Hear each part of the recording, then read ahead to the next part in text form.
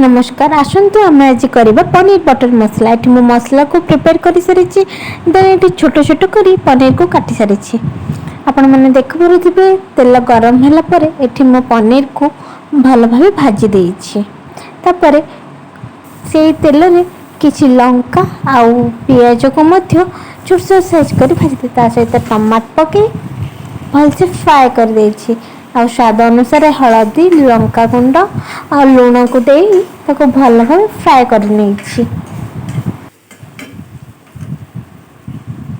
किछि समय फ्राए कला पर मुझे ग्राइंडिंग कर मसला को पके देछि।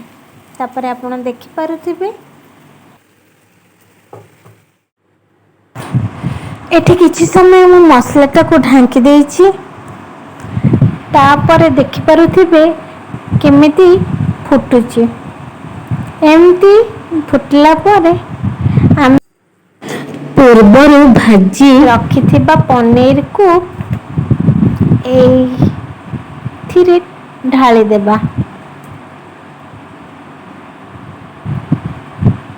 ए हमर प्रस्तुत हो गला पनीर बटर मसला।